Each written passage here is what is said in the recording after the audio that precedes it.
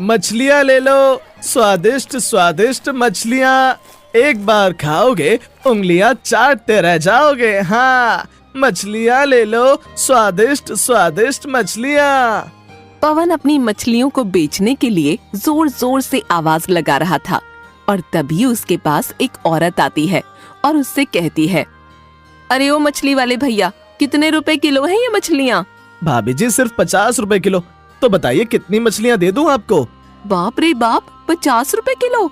मैं तो इन मछलियों की केवल 20 रुपए ही दूंगी। हाँ नहीं भाभी जी, मैं आपको 20 रुपए में मछलियाँ नहीं दे सकता, वरना मेरा घाटा हो जाएगा।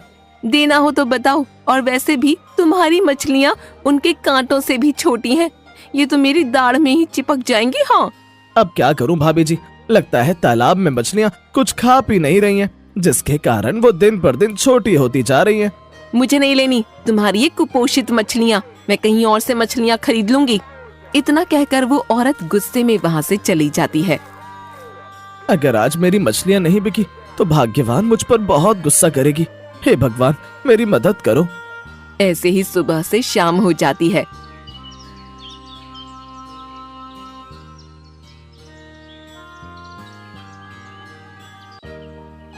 लेकिन कोई भी व्यक्ति पवन की मछलियों को नहीं खरीदता और फिर पवन निराश होकर अपने घर आ जाता है।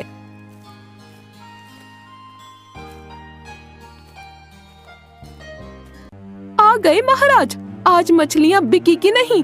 लेकिन तुम्हारा ये सुअर जैसा चेहरा देखकर मुझे नहीं लगता कि मछलियाँ बिकी होंगी। नहीं भाग्यवान, आज मेरी एक भी मछलियाँ नहीं बिकी, क्योंकि मेरी मछलियाँ बहुत ही ज्यादा छोटी थी। किसी भी व्यक्ति ने मेरी मछलियों को नहीं खरीदा। हाँ तो इन मछलियों को वापस तालाब में फेंकाओ। मैं तो केवल नाम की ही रानी बची हूँ इस घर में। हालत तो बिल्कुल नौकरानी जैसी है मेरी। इतना कहकर रानी पवन को भला बुरा कहकर गुस्से में वहाँ से चली जाती है।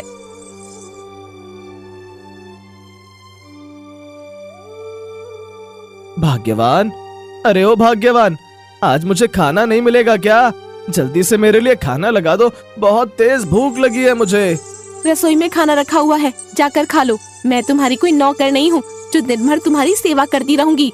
अरे अरे भाग्यवान, तुम नाराज क्यों होती हो? शांत हो जाओ, मैं खुद ही रसोई से खाना निकाल कर खा लूंगा।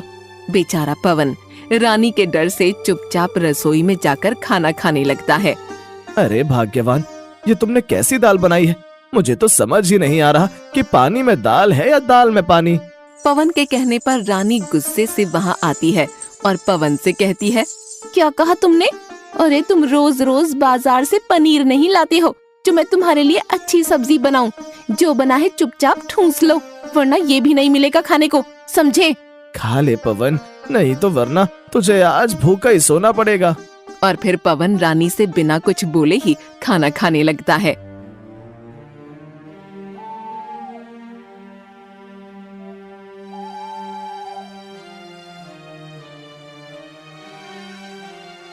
ओहो, इन मच्छरों को भी अभी आना था। मुझे इतनी तेज मच्छर काट रहे हैं और ये एकदम आलसी गधे की तरह सो रहे हैं। रानी ये कह ही रही थी कि तभी एक मच्छर पवन के गाल पर बैठ जाता है और रानी उस मच्छर को हटाने के लिए पवन के गाल पर एक जोरदार चांटा लगाती है। अरे भाग्यवान, क्या हुआ? तुमने मुझे इतनी तेज गाल पर चांटा क्यों मारा? तुमने तो मेरी खामखा नींद खराब कर दी। ओ महाराज, मुझे कोई शौक नहीं आ रहा था आपके गाल पर चांटा मारने का।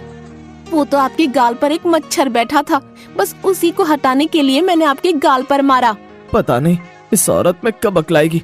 अगर ये मेरी पत्नी ना होती तो मैं इसे कब का सूली पर लटका देता।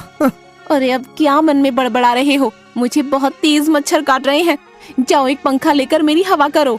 ठीक है मेरी फूलों जैसी महारानी, तुम सो जाओ, मैं अभी तुम्हारी हवा कर देता हूँ। अरे अब मस्का ही लगाते रहोगे कि मेरी हवा भी करोगे? और फिर पवन सारी रात अपनी पत्नी की पंखे से हवा करने लगता है।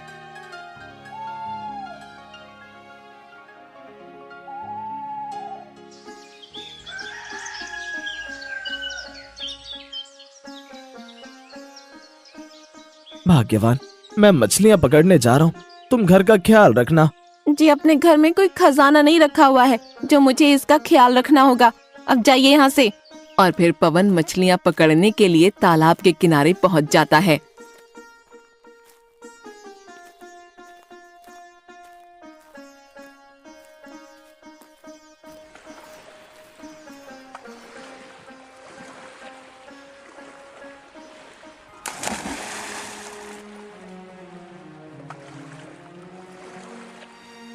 अरे ये क्या, आज तो मेरे जाल में एक भी मछली नहीं आई, और अगर मैं खाली हाथ घर लौट गया तो भाग्यवान मछली की जगह मेरी ही सब्जी बना देगी। अरे नहीं नहीं, मुझे जल्दी कुछ करना होगा। ऐसे ही पवन मछलियाँ पकड़ने के लिए बार बार अपना जाल तालाब में फेंकता है, लेकिन उसके जाल में एक भी मछली नहीं आती। अरे ओ पवन भैया, क्या हुआ? मछली जाल में आएगी नहीं? नहीं भाई, अभी तक तो एक भी मछली मेरे जाल में नहीं आई। लगता है मछलियाँ मेरे डर से तालाब छोड़कर भाग गईं। अरे भैया, मुझे तो ऐसा लगता है कि मछलियों को तुम्हारा जाल पसंद नहीं आया। पवन भैया, अगर मेरी मानो तो तुम्हें मछलियाँ पकड़ने के लिए तालाब में और गहराई में जाना चाहिए। हो सकता है कि तुम्हें वहाँ कुछ मछलियाँ मिल जाएं। हाँ भाई, तुम ठीक कहते हो, मैं अभी और तालाब की गहराइयों में जाता हूँ। फिर पवन अपनी नाव लेकर मछलियाँ पकड़ने के लिए तालाब के बीचों बीच पहुँच जाता है। यहाँ जाल फेंक कर देखता हूँ, हो सकता है मुझे यहाँ कुछ मछलियाँ मिल जाएं। फिर पवन अपना जाल तालाब के बीचों बीच फेंक देता है और जाल में मछलियाँ आने का इंतजार करने लगता है। अरे लगता है मछली जाल में फंस गई, मुझे जल्द ही जाल को खींचना होगा। हे मछुआरे, मुझे छोड़ दो, मैं कोई मछली नहीं हूँ, मुझे यहाँ से जाने दो। जलपरी की ये बात सुनकर पवन बहुत ज्यादा डर जाता है और जलपरी से कहता है, अरे बाप रे बाप, हे परी, आप कौन है और आप इस तालाब में क्या कर रही हैं? मछुआरे, मैं एक जलपरी हूँ, मैं इसी तालाब में रहती हूँ, कृपा करके मुझे यहाँ से जाने दो, मेरी माँ मेरा इंतजार कर रही होगी। ठीक है जलपरी, मैं तुम्हें अपने जाल से आजाद करता हूँ, अब तुम यहाँ से जा सकती हो। और फिर पवन उस जलपरी को अपने जाल से आजाद कर देता है। मछुआरे, मुझे आजाद करने के लिए तुम्हारा बहुत बहुत धन्यवाद। अरे लेकिन तुम्हारा चेहरा यूं उदास क्यों है? आखिर क्या बात है, मुझे बताओ, हो सकता है मैं तुम्हारी कुछ मदद कर दूं। हे जलपरी, मैं सुबह से मछलियाँ पकड़ने की कोशिश कर रहा हूँ, लेकिन मेरे जाल में अभी तक एक भी मछली नहीं आई, और अगर मुझे मछलियाँ नहीं मिली तो मेरे घर का गुजारा कैसे चलेगा? बस इतनी सी बात, समझो तुम्हारी ये समस्या खत्म हो गई। बसंत में खिलती है फूलों की कलियां और तुम्हारी नाव में आ जाएं बहुत सारी मछलियां। जलपरी के इतना कहते ही पवन की नाव में बहुत सारी मछलियां आ जाती हैं और वो बहुत ही ज्यादा खुश हो जाता है। अरे ये तो चमत्कार हो गया। हे जलपरी, तुम्हारा बहुत बहुत शुक्रिया, तुम्हारा ये उपकार मैं जिंदगी भर नहीं भूलूंगा। ठीक है मछुआरे, तो अब मैं चलती हूँ। अगर तुम्हें किसी चीज की जरूरत पड़े तो कहना, आँखों से बहती है आंसुओं की धार, ओ जलपरी सुन लो मेरी पुकार। बस इतना कहते ही मैं तुम्हारे सामने हाजिर हो जाऊंगी। ठीक है जलपरी, मैं तुम्हें जरूर याद रखूंगा। अब शाम बहुत हो चुकी है, मुझे भी अब अपने घर चलना चाहिए, भाग्यवान मेरा इंतजार कर रही होगी। इतना कहकर पवन वहाँ से चला जाता है और वो जलपरी भी वहाँ से गायब हो जाती है। ओहो, सीधे अंदर चले आ रही हो, तुम्हें दिखाई नहीं देता मैं झाड़ू लगा रही हूँ? कितनी बार कहा है कि बाहर से आओ तो अपने पैरों को धो कर आया करो। अरे भाग्यवान, मुझे माफ कर दो, मैंने देखा नहीं कि तुम झाड़ू लगा रही हो। वैसे भाग्यवान, पता है आज क्या हुआ? अरे क्या हुआ? क्या आज कोई खजाना मिल गया तुम्हें? अरे नहीं भाग्यवान, आज जब मैं तालाब में मछलियाँ पकड़ने गया तो मेरे जाल में एक जलपरी फंस गई। फिर मैंने उसको अपने जाल से आजाद किया तो उसने मुझे बदले में बहुत सारी मछलियाँ दी। क्या क्या तुम सच कह रहे हो? लेकिन मुझे तो ऐसा नहीं लगता, लगता है तुम मुझे उल्लू बना रहे हो। नहीं भाग्यवान, मेरी बात का विश्वास करो, उस जलपरी ने कहा है कि अगर मुझे किसी भी चीज की जरूरत होगी तो वो मेरी मदद करने जरूर आएगी। अच्छा, अगर ऐसा है तो कल तुम उस जलपरी से मेरे लिए नई नई साड़ियाँ लेकर आना, तभी मैं तुम्हारी बात पर विश्वास करूंगी। ठीक है भाग्यवान, जैसी तुम्हारी मर्जी। अब मुझे जल्दी से खाना दे दो, मुझे बहुत तेज भूख लगी है। और फिर रानी पवन को खाना परोस देती है और पवन खाना खाने लगता है।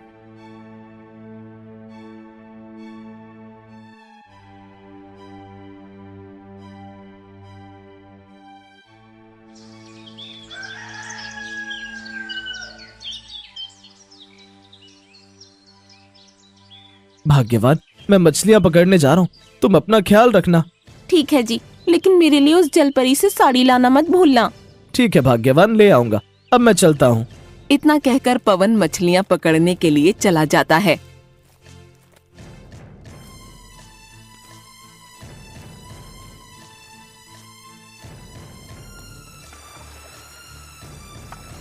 क्या कहा था उस जलपरी ने? हाँ याद आया, आंखों से बहती है आंसुओं की धार। ओ जलपरी, सुन लो मेरी पुकार। तो बताओ मछुआरे, क्या समस्या है तुम्हारी?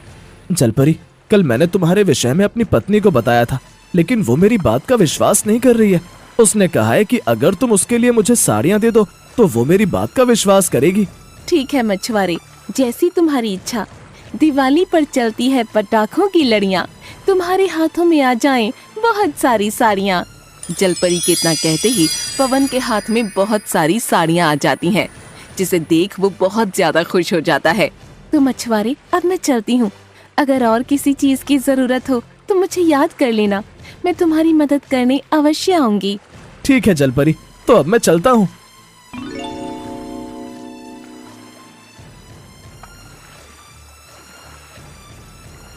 ये लो भाग्यवान, मैं तुम्हारे लिए साड़ियाँ ले आया। अब तो तुम्हें मेरी बात का विश्वास हो गया ना? हाँ जी, अब जल्दी से मुझे ये साड़ियाँ दे दीजिए, मैं इन्हें पहन कर देखती हूँ। और फिर रानी उन साड़ियों को पहनने लगती है।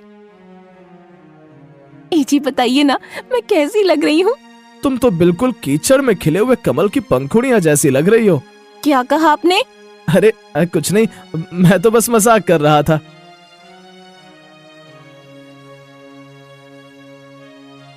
घर में खाना बनाने के लिए कुछ भी नहीं है, अब हम दोनों क्या खाएंगे? कुछ सोचा है आपने? रुको भाग्यवान, मैं कुछ बंदोबस्त करता हूँ। अरे तो इसमें बंदोबस्त करने की क्या जरूरत है? अपनी उस जलपरी के पास जाइए और उससे खाने के लिए राशन लेकर आइए। अरे हाँ, ये बात तो मैंने पहले सोची ही नहीं। मैं अभी उस जलपरी के पास जाता हूँ। इतना कहकर पवन फिर से उस जलपरी के पास पहुँच जाता है।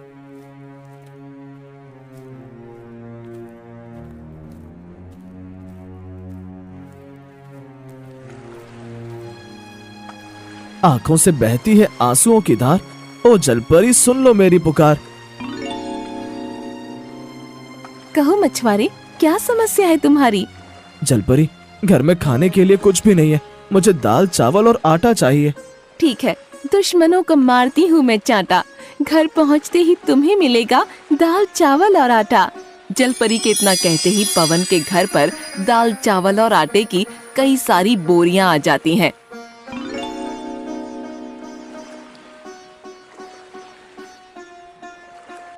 भाग्यवान, अब तो घर में राशन भी आ गया है। अब जल्दी से मेरे लिए खाना बना दो, मुझे बहुत तेज भूख लग रही है। ठीक है, बना रही हूँ। ये सुअर जैसे मुंह बनाने की जरूरत नहीं है। अगले दिन बहुत जोरों की बारिश हो रही थी। तभी रानी पवन से कहती है, लो, अब सिर्फ यही देखना बाकी रह गया था। कितने साल हो गए हमें, लेकिन अब तक हम इस टूटे फूटे घर में ही रह रहे हैं। अभी तक तुम एक अच्छा सा घर भी नहीं बना पाए। अरे केवल नाम की रानी हूँ मैं, हालत तो बिल्कुल नौकरानी जैसी है मेरी। अरे भाग्यवान, तुम चिंता क्यों करती हो? हम जल्द ही अपनी मेहनत से एक बड़ा सा घर बनाएंगे। अरे तो इसमें मेहनत करने की क्या जरूरत है? आप उस जलपरी से एक बड़ा सा घर क्यों नहीं मांग लेते? हमारे पास एक अच्छा सा घर होगा तो फिर हमें किसी चीज की जरूरत नहीं पड़ेगी। देखो भाग्यवान, ज्यादा लालच ठीक नहीं है। अगर हमें ऐसे ही सब कुछ मिलता रहा तो हम आलसी हो जाएंगे। जी मैं कुछ नहीं जानती। अगर आपने उस जलपरी से एक बड़ा सा घर नहीं मांगा ना, तो आज के बाद मैं आपको खाना बनाकर नहीं दूंगी, समझे? रानी के ये कहने पर पवन मजबूर हो जाता है और फिर से उस जलपरी के पास एक बड़ा सा घर मांगने के लिए चला जाता है।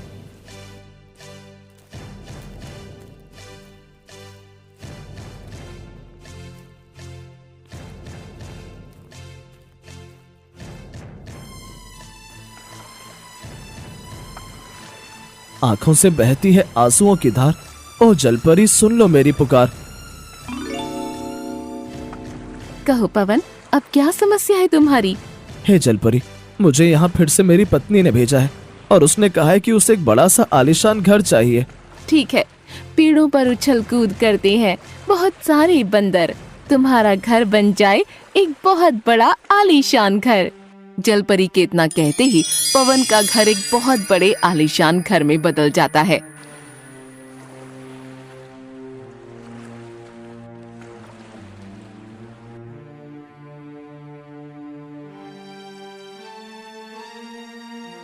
जी देखिए ना, हमारा घर अब कितना बड़ा हो गया है, लेकिन अभी भी हमारे पास एक चीज की कमी है। अरे अब क्या रह गया मेरी माँ? तुम्हारे पास पहनने के लिए नए कपड़े, खाने के लिए अनाज और रहने के लिए घर है, तो अब तुम्हें और क्या चाहिए? लेकिन हमारे पास धन तो है ही नहीं। थोड़े दिनों बाद ये जलपरी का दिया हुआ सारा अनाज खत्म हो जाएगा। उसके बाद हम क्या खाएंगे? लेकिन भाग्यवान, हम पहले भी तो हमारा गुजारा किया करते थे। मैं हर रोज की तरह मछलियाँ पकड़कर उन्हें बेचूंगा और उससे जो पैसे आएंगे उनसे हमारा गुजारा आराम से हो जाएगा। अरे क्या खाक मछलियाँ पकड़ते हो तुम? तुमसे तो मछलियाँ क्या, मछलियों का कांटा भी नहीं पकड़ा जाता। मैं कुछ नहीं जानती। आप फिर से उस जलपरी के पास जाइए और उससे बहुत सारा धन लेकर आइए। भाग्यवान, क्या तुम पागल हो गई हो? मैं अब उस जलपरी से कुछ नहीं मांगूंगा। ए जी, आपको मेरी कसम है, अगर आपने उस जलपरी से बहुत सारा धन नहीं मांगा ना तो मैं अपनी जान दे दूंगी। रानी के ये कहने पर पवन बहुत बड़ी दुविधा में पड़ जाता है। हे भगवान, ये क्या हो रहा है? मैं उस जलपरी के पास फिर से नहीं जाना चाहता, लेकिन अगर नहीं गया तो भाग्यवान अपनी जान दे देगी। अब मैं क्या करूं? अरे जाते हो कि नहीं, वरना मैं अपनी जान दे दूंगी। अरे नहीं नहीं भाग्यवान, मैं उस जलपरी के पास जा रहा हूँ। तुम कोई गलत कदम मत उठाना। बेचारा पवन निराश होकर उस जलपरी के पास दोबारा पहुंच जाता है। आंखों से बहती है आंसुओं की धार, ओ जलपरी सुन लो मेरी पुकार। अब क्या हुआ पवन? अब तुम्हें और क्या चाहिए? हे जलपरी, मैं आपके पास नहीं आना चाहता था, लेकिन मेरी पत्नी ने मुझे यहाँ आने के लिए मजबूर कर दिया। ओहो, अब क्या चाहिए तुम्हारी लालची पत्नी को? हे जलपरी, मेरी पत्नी ने कहा है उसे बहुत सारा धन चाहिए ताकि हमारा गुजारा आराम से हो सके। ठीक है, लेकिन ये सिर्फ आखिरी बार है। इसके बाद मैं तुम्हारी कोई मदद नहीं करूंगी, समझे? ठीक है जलपरी। रोजाना करती हूँ मैं मछलियों से बात, तुम्हारे पास आ जाए बहुत सारे हीरे जवाहरात। इतना कहकर जलपरी वहाँ से हमेशा के लिए गायब हो जाती है और पवन भी अपने घर आ जाता है।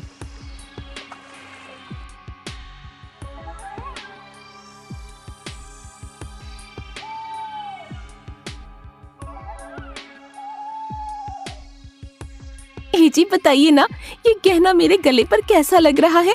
अच्छा लग रहा है भाग्यवान। अब तुम सो जाओ, रात बहुत हो चुकी है, मुझे भी अब बहुत तेज नींद आ रही है।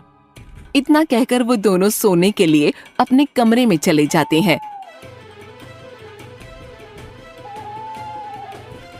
उस्ताद, ये घर कितना बड़ा और आलीशान है। ऐसा करते हैं, आज रात हम इसी घर को लूटते हैं। तो ठीक कहता है बे, घर को देखकर तो ऐसा लग रहा है जैसे इस व्यक्ति के पास बहुत सारा धन होगा। आज हम इस घर का सारा धन चोरी कर लेंगे। और फिर वो दोनों चोर उस घर की खिड़की में से अंदर घुस जाते हैं और एक पोटली में सारा धन भरकर वहाँ से रफू चक्कर हो जाते हैं। ए जी, हम लुट गए, हम बर्बाद हो गए।